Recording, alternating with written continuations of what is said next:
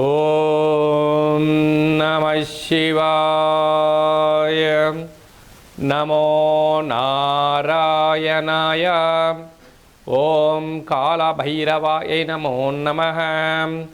నమస్తే అస్తు భగవన్ విశ్వేశ్వరాయ మహాదేవాయ త్రయంబకాయ త్రిపురాంతకాయ త్రికాగ్నికాలాయ కాలాగ్నిరుద్రాయ నీలకంఠాయ మృత్యుంజయాయ సర్వేశ్వరాయ సదాశివాయ శ్రీమన్మన్మహాదేవాయ నమో నమః. హరి ఓం.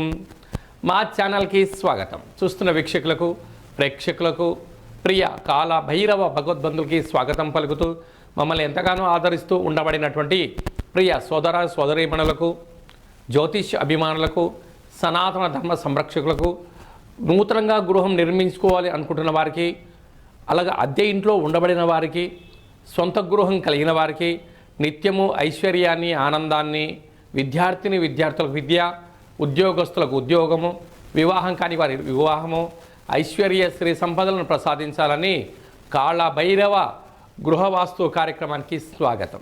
మేషరాశిలో ఉండబడిన వారందరికీ కూడా, అంటే అద్దె గృహంలో కానీ స్థిర నివాసంలో ఉండబడిన వారందరికీ కూడా విద్యార్థులకు మంచి విద్యను అభ్యసించగలగాలంటే వారు గృహంలో ఎలాంటి వాటికి విశ్రాంతి భవనాన్ని ఏర్పాటు చేయాలో ప్రధానంగా తెలుసుకుందాం. ఇది మనకు ఈ డయాగ్రామ్ ప్రకారంగా తూర్పు సింహద్వారము, అంటే మనకు తూర్పు గుండా ఇంట్లోకి ఇలా ప్రవేశం అవుతుంది, లేక ఇది మనము రహదారి వీధి, లేక కొందరికి ఉత్తర సింహద్వారం ఉంటుంది. ఉత్తర ద్వారంలో గేటు ద్వారం లోపలికి వచ్చిన తర్వాత తూర్పు ద్వారమైనను ఉత్తర ద్వారమైనను, అంటే మనకు వాస్తుశాస్త్రం ఏమని చెప్పిందయ్యా అంటే, ఈశాన్యంలో గుంట అంటే నీరు భగవంతుడు, ఆగ్నేయంలో వంట అంటే కిచెను, నైరుతిలో పంట అంటే యజమాని బీరువా, వాయువులో పెంట అంటారు, అంటే చిల్డ్రన్స్ రూమ్ను ఇందులో ఇవ్వాలని చెప్తారు. కనుక ఢిల్లీకి రాజైన తల్లికి కొడుకేనట.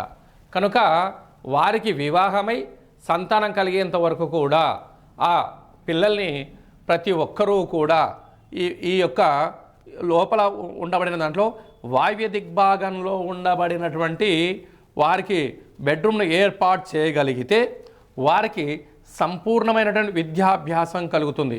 వీరు ఏం చేయగలగాలి, ఇక్కడ ఉండబడినటువంటి ఈ తూర్పు వైపు ఏదైతే ఈ రూమ్ను మళ్ళీ మనం సపరేట్గా తీసుకున్నట్లయితే తూర్పు వైపున ఒక టేబుల్ ఏర్పాటు చేసుకొని ఇప్పుడు కంప్యూటర్ కానీ పుస్తకాలు కానీ ల్యాప్టాప్స్ కానీ వైఫై లాంటి ఇక్కడ ఏర్పాటు చేసుకొని అభిముఖంగా తూర్పు ముఖంగా కూర్చొని వాళ్ళు అభ్యాసం చేసినట్లయితే ఆ విద్యార్థులకు అపారమైన విద్య కలుగుతుంది అని చెప్పి గమనించాలి.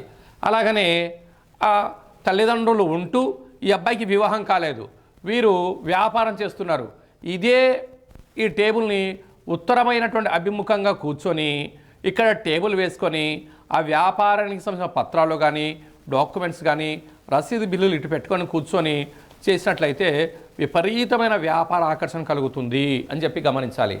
అలాగనే వివాహం కానీ పిల్లలు ఇంట్లో ఉన్నట్టయితే రాజకీయాల వైపు వెళ్ళాలి అనుకుంటున్నట్లయితే ఈ ఉత్తరం వైపు ఒక్క నిమిషం కూర్చొని మెడిటేషన్ చేయడం కానీ ధ్యానం చేయడం కానీ యోగా లాంటివి ఈ యొక్క అభిముఖంగా తూర్పంగా చేసినట్లయితే వీరికి విపరీతమైన రాజయోగం కలుగుతుంది. కనుక ఈ మేషరాశిలో ఉండబడినటువంటి వారందరికీ కూడా ఈ యొక్క సంతానం విద్య, ఉద్యోగము, సంపూర్ణమైన వ్యాపారము, ఐశ్వర్యము, ధనం కలుగుతుందని చెప్పి గమనించగలగాలి. కనుక ఈ ఉండబడినటువంటి ఈ రూమ్ని మనం తీసుకున్నట్టయితే ఇక్కడ ఈశాన్యం అవుతుంది, ఇక్కడ ఆగ్నేయం అవుతుంది, దక్షిణం అవుతుంది, ఇది నైరుతి అవుతుంది. కానీ ఈ నైరుతి రూములో అంటే ఈ నైరుతి భాగంలో తను పడకకు ఏర్పాటు చేసినటువంటి కాటన్ కానీ ఏసీని మనం ఇటువైపు ఏర్పాటు చేసుకోగలిగితే ఈ ఏసీ కానీ ఫ్యాన్ కానీ పైన ఏర్పాటు చేసుకున్నప్పుడు గాలి ఎప్పుడూ కూడా తూర్పు వైపు కానీ పడమర వైపు కానీ గాలి వచ్చే విధంగా మనం ఏర్పాటు చేసుకోగలగాలి. అంటే నవేడేస్ అంతా కూడా ఏసీలు అయిపోయాయి కనుక ఈ గాలి సంపూర్ణంగా ఉచ్ఛ్వాస నిశ్వాసలు ఎలా కుడివైపు ఎడమవైపు ఎలా ఉంటాయో ఒకవైపు వచ్చేటువంటిది ఒకవైపు వెళ్ళేటువంటి వైపుగా ఏసీని కానీ ఫ్యాన్ కానీ ఏర్పాటు చేసుకోగలిగితే నైరుతిలో మంచం ఉండాలి, వాయువ్యంలో బాత్రూమ్ ఉండి తినాలి. ఈ యొక్క వాయువుల బాత్రూమ్ ఉండడం వల్ల ఈ గృహంలో విద్యార్థులకు విద్య, ఉద్యోగస్తులకు ఉద్యోగము, వ్యాపారస్తులకు వ్యాపారము, వీరు ఏదైతే అనుకుంటారో దాన్ని విజయాన్ని సాధిస్తారు.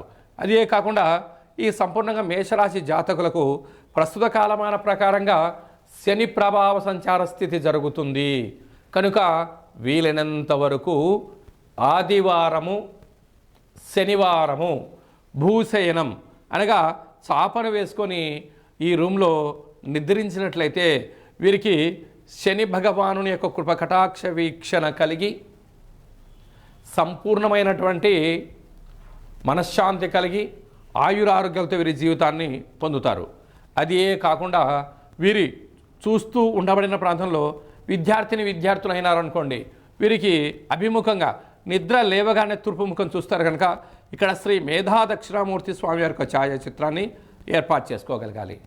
వ్యాపారస్తులు అయినారనుకోండి, ఇక్కడ కుబేరుడి యొక్క ఫోటోను ఏర్పాటు చేసుకోగలగాలి. అలాగనే రాజకీయవేత్తలు అయినారనుకోండి, ఇక్కడ ఇంద్రుడి యొక్క ఛాయాచిత్రాన్ని ఏర్పాటు చేసుకోగలిగితే వీరికి, వీరి కుటుంబానికి సంపూర్ణమైన ఈ యొక్క సంతానం ద్వారా విపరీతమైన రాజ్యయోగం కలుగుతుంది అని చెప్పడంలో ఏమాత్రం సందేహం లేదు. అలాగనే విద్యార్థులు విద్యలో పాస్ అవ్వడం, మంచి ఉద్యోగం రావడం, విదేశానం వెళ్ళడం, రాజకీయ క్షేత్రాల్లో ఉండడం, సాఫ్ట్వేర్ రంగంలో ఉండడం, కొత్తగా వచ్చిన ఏ టెక్నాలజీ లాంటి విద్యలను సునాయాసంగా నేర్చుకొని ఉన్నతమైన విద్యను అభ్యసిస్తారు అని చెప్పడంలో ఏమాత్రం సందేహం లేదు అని చెప్పి గమనించాలి.